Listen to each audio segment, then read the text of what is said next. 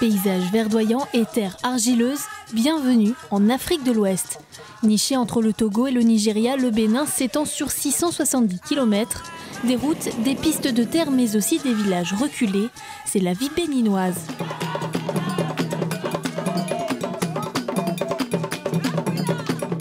Si ce pays de 10 millions d'habitants est riche de son histoire et de sa culture, il recherche toujours les fondements d'une économie solide. Le manque d'eau, d'électricité et de carburant favorise la misère dans tout le pays. Et le secteur médical croule sous les besoins, comme en témoigne l'hôpital de Dassa, prévu pour une zone de 250 000 riverains.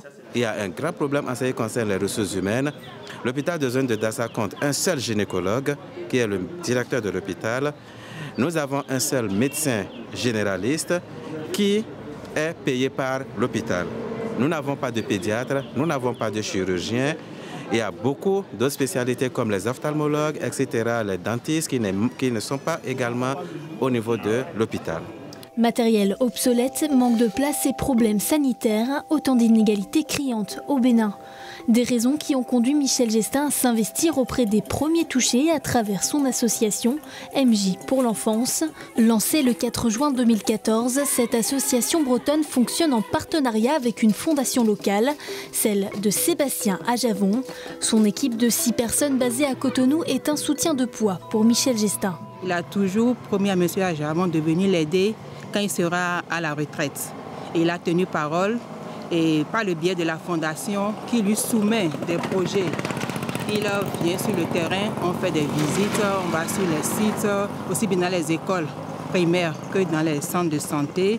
Et on essaie de voir ce qu'on peut faire pour aider la population qui est vraiment dans le besoin. Donc ça fait environ 1 an et demi qu'on a inauguré le premier module de salle de classe qui est situé à Bonou, dans l'arrondissement de Avlan-Kamé.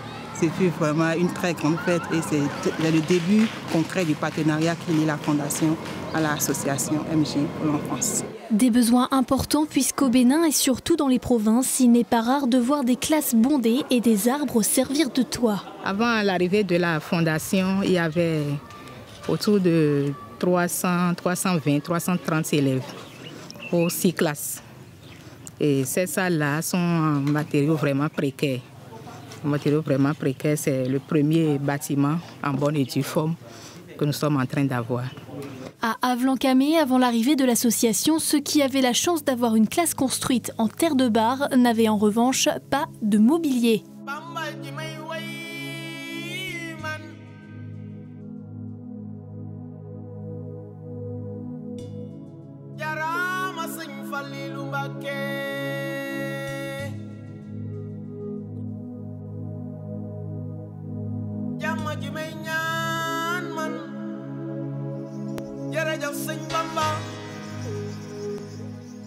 Les enfants s'asseyaient sur du bois, sur des briques.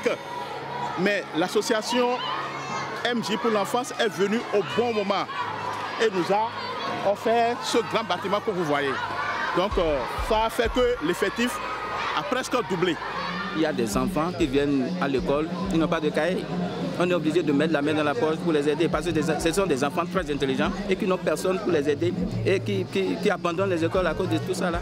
Alors que des enfants font encore classe dehors sous un soleil harassant, MJ pour l'enfance entend faire bouger les choses. Pour un budget de 40 000 € en moyenne et après 3 mois de travaux, l'association met à disposition de la communauté des modules de 3 classes équipés. Un projet toujours mené avec la municipalité qui doit s'engager à mettre en place l'eau et l'électricité. Tout ce qu'on fait, la communauté a un apport par rapport à la fouille, par rapport au remblai et à la fourniture en eau. parce qu'on ne peut pas leur donner le projet à 100%, sinon ils ne se sentiront pas vraiment intéressés. Si les enfants font jusqu'à 5 km à pied pour rejoindre l'école, longeant les axes de transport, l'association met en œuvre chaque euro récolté pour améliorer leurs conditions d'apprentissage. Pour le prix d'une voiture en France, une école est ouverte au Bénin, preuve que peu de choses permettent d'offrir un avenir plus prometteur à cette nouvelle génération. Les apprentissages dans de bonnes conditions permettent quand même d'avoir de meilleurs résultats à la fin de l'année. Et avec les meilleurs résultats, je crois qu'on peut quand même orienter les enfants pour l'avenir.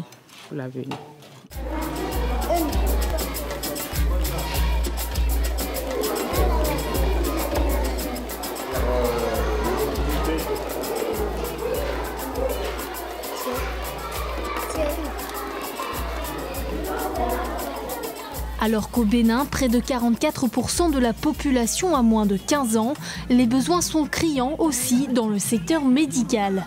Les maternités et les dispensaires de santé font cruellement défaut, surtout dans les campagnes. Et même l'hôpital de zone de Dassa, construit en 1974 pour une circonscription de 250 000 personnes, manque de place et d'infrastructures. Cette salle, c'est la salle de médecine interne, c'est la salle d'hospitalisation de la médecine. Donc tous les cas de la médecine, même les maladies endémiques, les tuberculeux, tout le monde reste ici.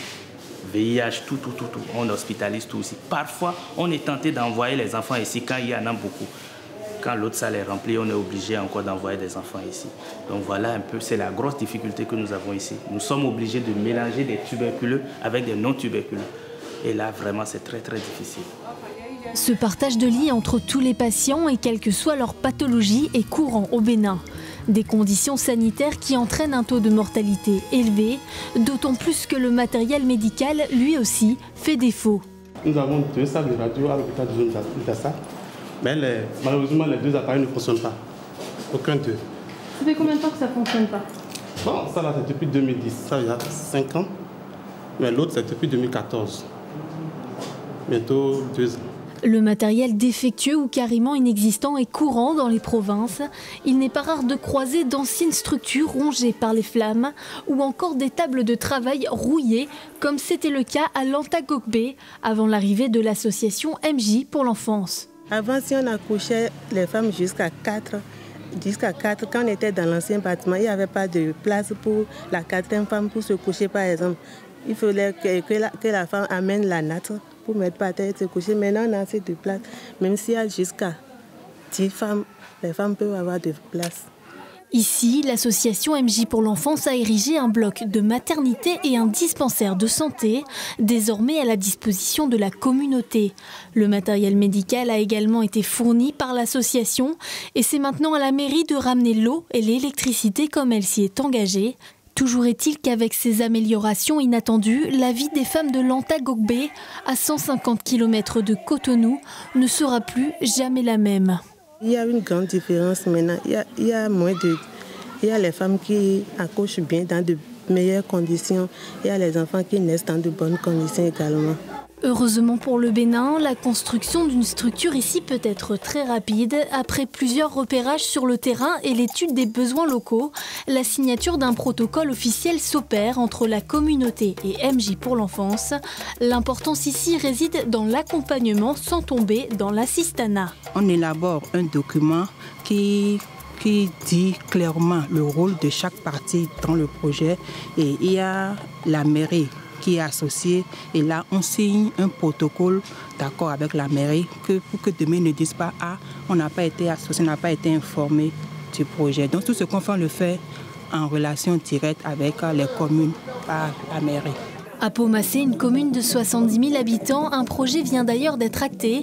Lancé en octobre 2015, il devrait permettre un meilleur accès aux soins pour près de 13 800 riverains. Aujourd'hui, nous avons signé un accord avec l'association Adiavon et MJ, pour la construction d'une maternité dans les 2 villages jumelés, à savoir Lokobo 1 et Lokobo 2. Ça va changer beaucoup de choses parce qu'auparavant, les femmes avaient des difficultés pour accoucher. Et des fois, même il y avait de morts Et des femmes allant donc aller coucher dans une localité qui fait près de 10 km d'ici, il y a des dangers, il y a des morts d'hommes. Aujourd'hui, si déjà nous pouvons bénéficier de cette maternité, c'est une chance énorme pour notre commune, une chance énorme pour notre arrondissement, une chance énorme pour notre village. Aujourd'hui, nous sommes soulagés. On est soulagés et nous souhaiterions que les travaux aboutissent, heureusement, pour le bonheur de nos populations. Si en moyenne il faut 3 mois pour qu'un projet sorte de terre, le centre de santé de Lokobo verra le jour en janvier 2016. Et pour l'aboutissement d'un projet si important pour la communauté, c'est une inauguration en grande pompe qui se tient. Ici à Dogbo, toutes les personnalités alentour sont présentes.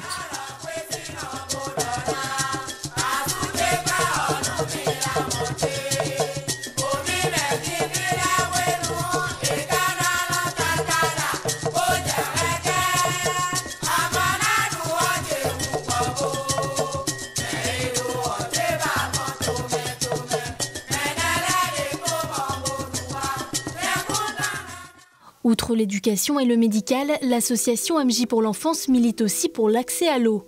Cette ressource est rare dans tout le pays et bon nombre de villageois consomment l'eau des rivières lorsqu'ils n'ont pas de puits. À Pays, un projet de puits est donc envisagé pour 2016, avec 3 à 4 km de raccordement et un château d'eau à créer. Le budget devrait s'élever à 150 000 €. Ici, nous sommes dans un arrondissement qui s'appelle Pays. Et cet arrondissement est un arrondissement périurbain.